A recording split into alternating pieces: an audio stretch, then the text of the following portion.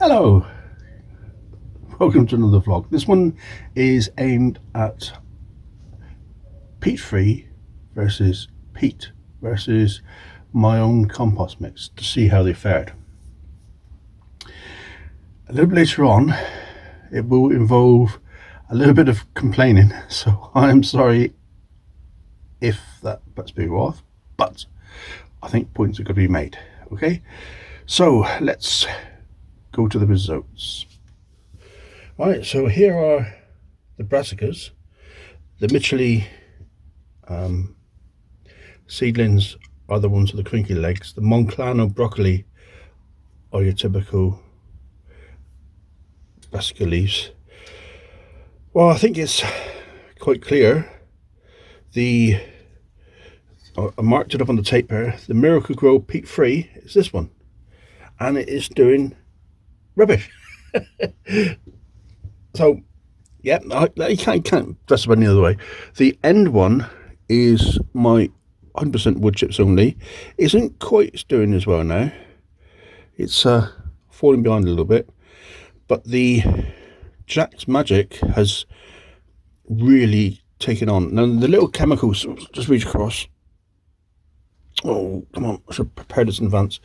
The chemicals that you'll find within peat-based compost and chemical peat free, there's little nodules here. Nodules? No. Little bundles of glory. That is your chemical fertilizer. It kicks in after a short while. I'm not quite sure how it works entirely, but the way I understand it is as soon as it reaches a temperature, it releases the chemical into the compost for your plants to grow on. So whereas the Jack's Magic initially struggled, the release of those chemicals has helped it come on quite nicely. So you can see all of those plants here are doing well, but equally so is my organic 100% free leaf mold and wood chip mix, which is this lot here. They're equally as good, which I'm really pleased about. Let's just move to the lettuce now.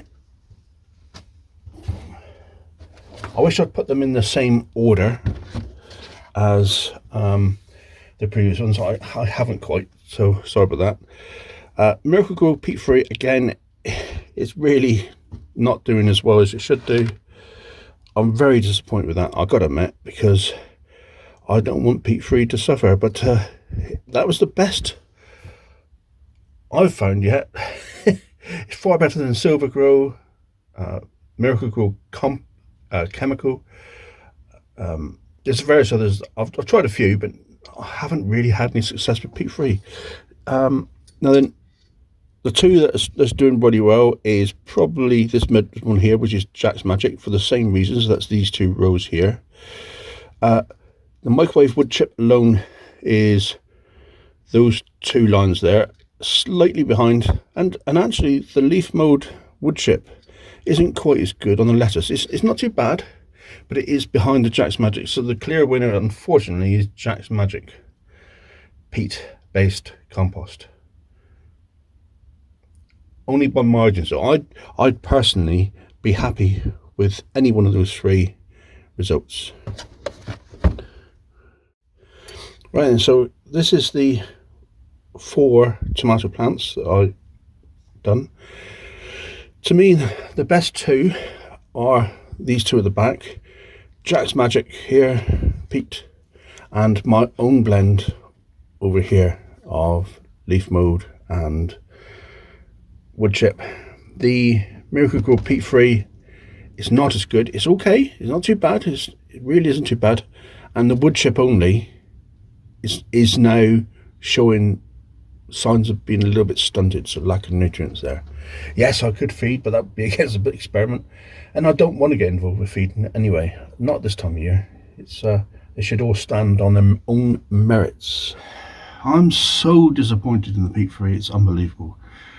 When grown on their own, you think you're doing quite well, you think the plants are doing quite well, but when you compare against what you would term as what you're used to compost, it's not good enough. They've had years to develop this peat free.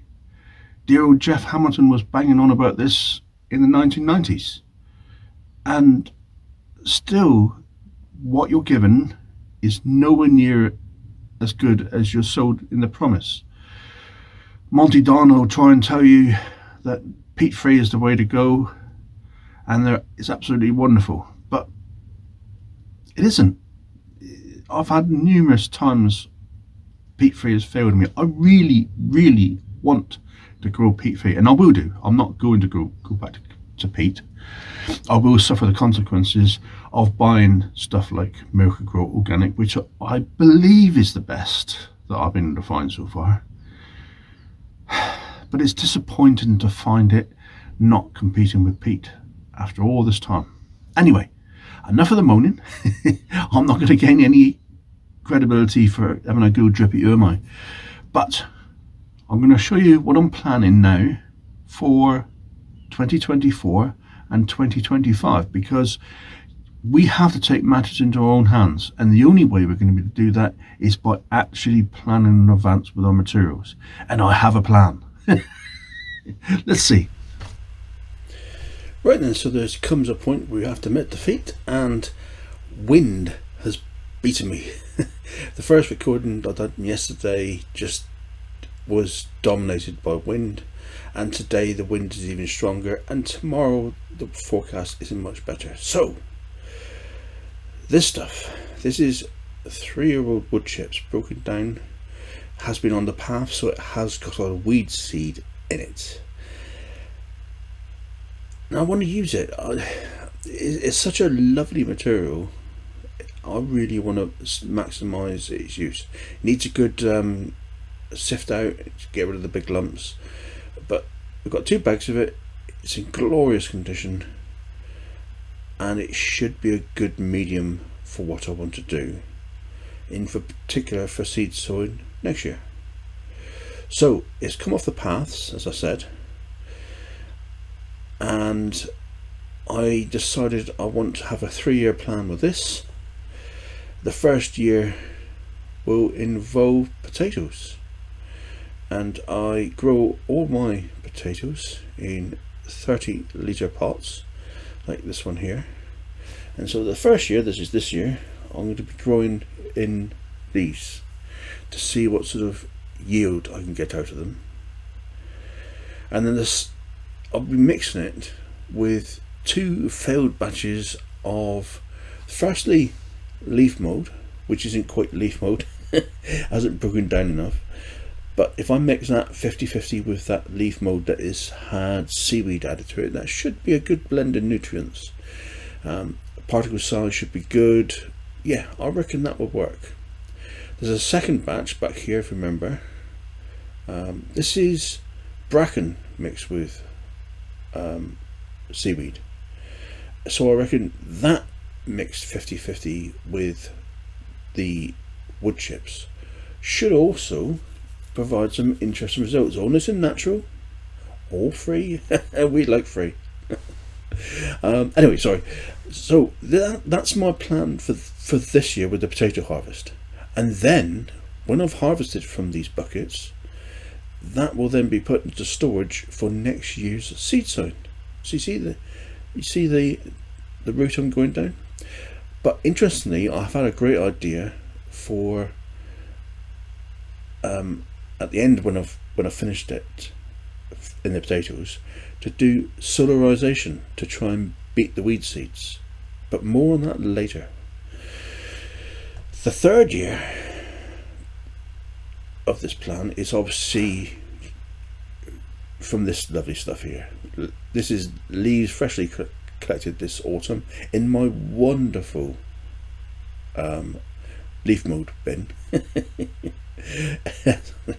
Don't mock me, it's functional. all odd bits of junk that I've put together that hold the leaves together, with bags of compost stuffed down the side to try and hold the moisture in. It seems to work quite well, actually, despite the fact it's not the best looking heap in the world. Anyway, that's my 3rd year plan, of course.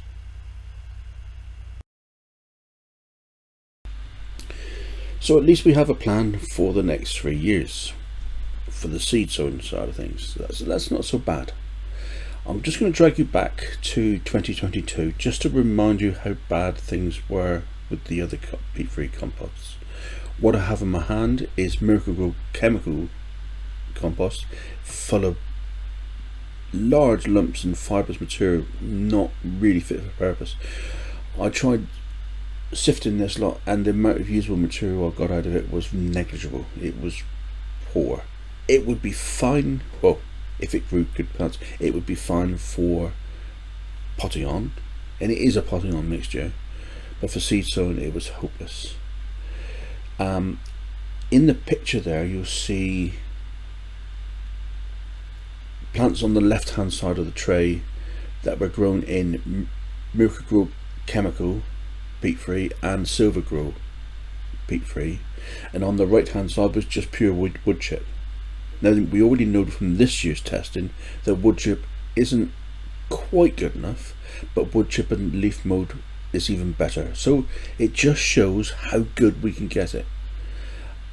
All we got to do is plan ahead a little bit more and try and get good results for 2023-24. Let's see what we can do. See you on the next one, guys. Thank you very much for joining me.